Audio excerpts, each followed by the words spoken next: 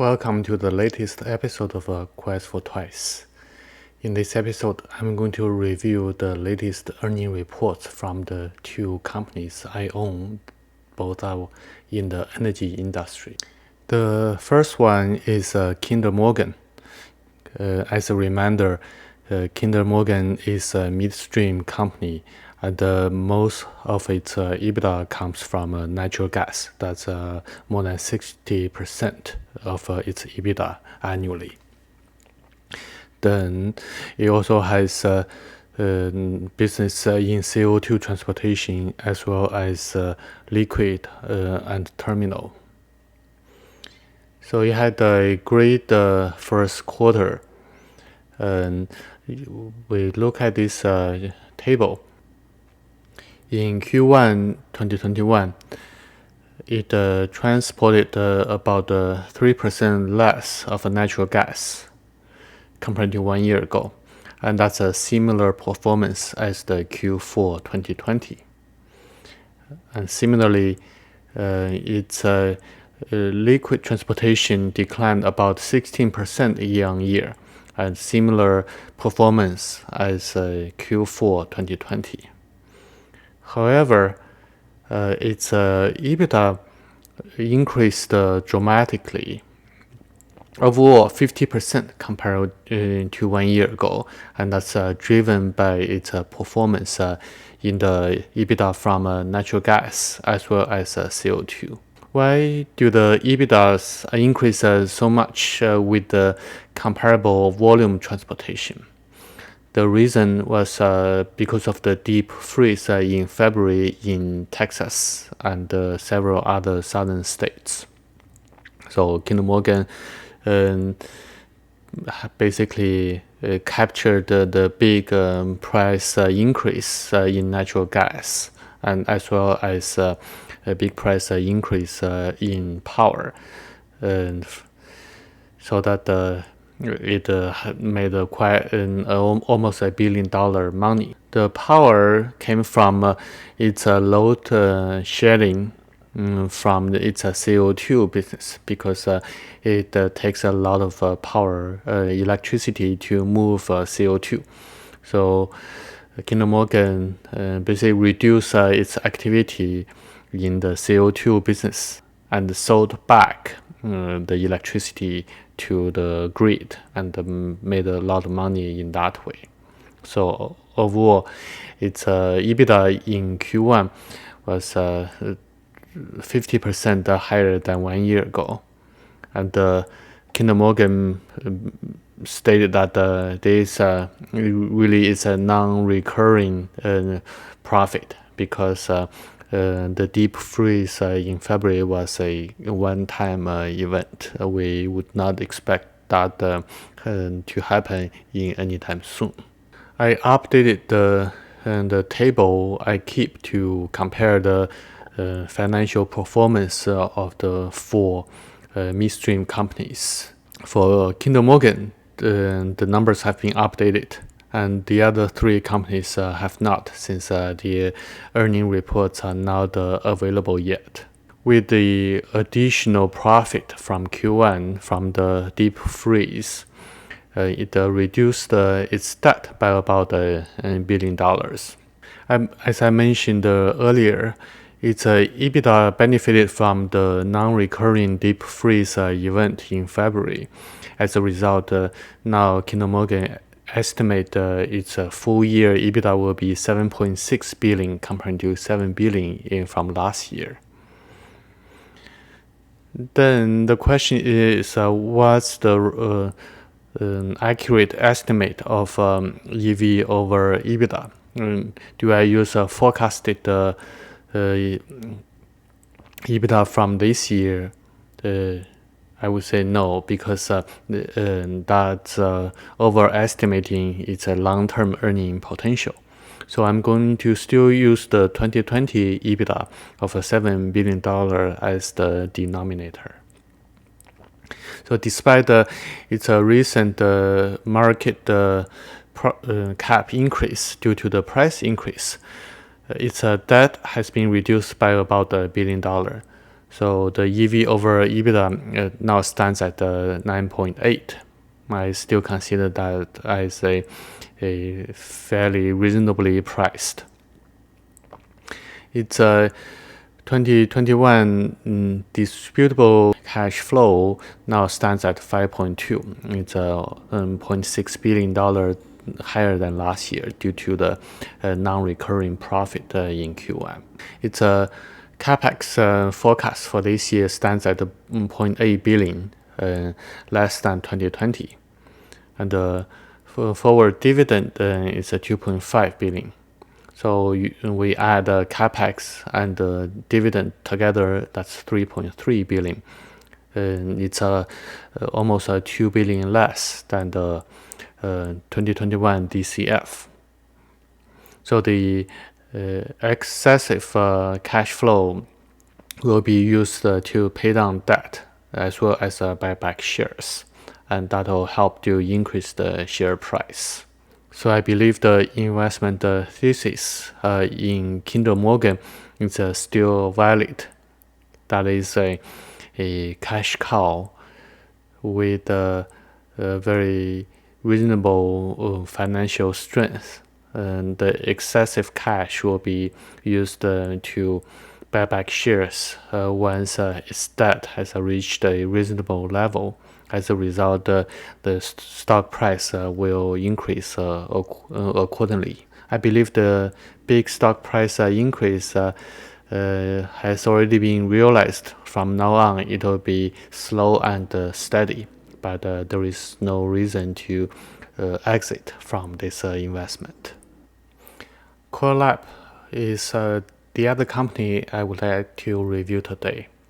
It is a service provider to the oil and gas producers with about 70% international revenue. It has two segments. One is reservoir description, and the other one is production enhancement. Reservoir description normally contributes about 60% of its revenue, and production enhancement contributes 40%. Reservoir description is the traditional strength of Core Lab that includes analysis of rock core as well as fluid analysis.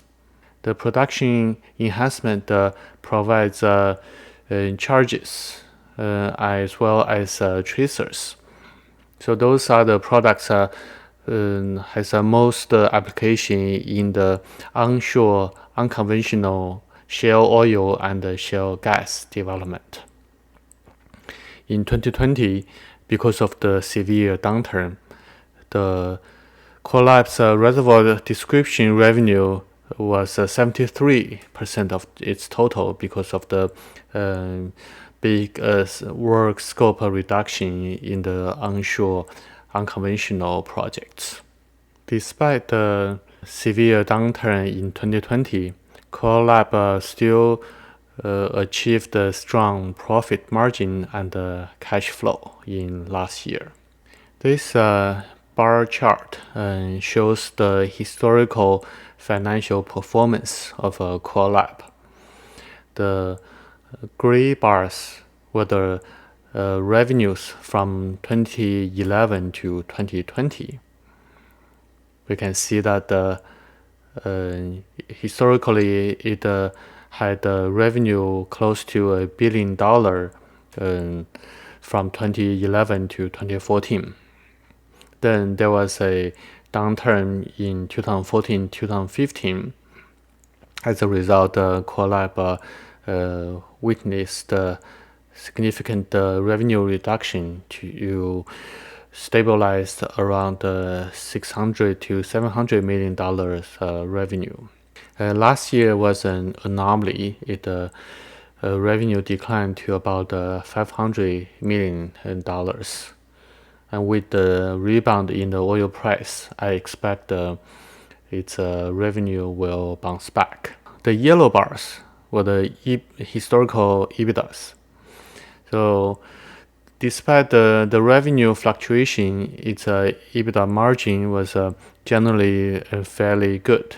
if we exclude the asset write-downs, Collab always had profitable operating incomes despite the two downturns last year and in 2014 and 2015.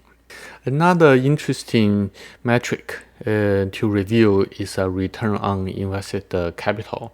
That is the green line plotted in this chart, and the axis is on the right-hand side.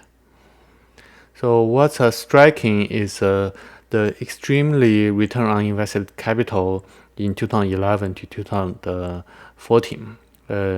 Those numbers were higher than 50%. So basically, that means if Collab invested capital in those years, the capital would be paid back in almost 2 years or less. So that's an extremely fast payback and shows a very strong profitability of Collab. After the downturn in 2014-15, it still enjoyed the return on invested capital around 20% or a little higher. And that level of return is still considered very high, because that's usually achieved by a really good company like Amazon or others with a very wide moat. Only last year, during the severe downturn, its return on invested capital was less than 10%, and I expect that will bounce back to historical levels. So the investment thesis is really straightforward, because Collab faces very little competition.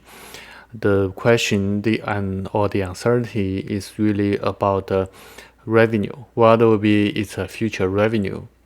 And its future revenue is tied to future activities of oil and gas industry. So I would say Collab is a pure play on the direction of hydrocarbon industry in the future. Obviously, the main risk is energy transition and the demand for oil and gas in the future. But if one is bullish on the role of hydrocarbon in the future societies, then Collab is an excellent way to bet on it.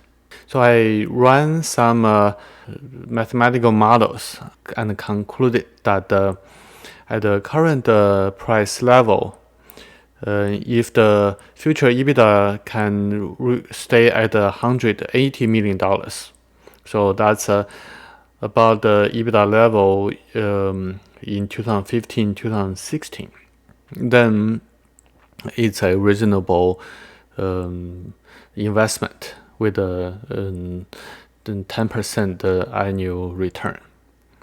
So at that level, the EV over EBITDA will be 8.3. If the EBITDA increase, then it will support the higher enterprise value. And if the Collab's debt level stays constant, then the market cap or the share price will increase accordingly. So Collab is a very simple investment story. It's all about the role of hydrocarbon in the future energy supply. In the next episode, I'm going to review more recent earning reports of the companies I own. Until next time, happy investing.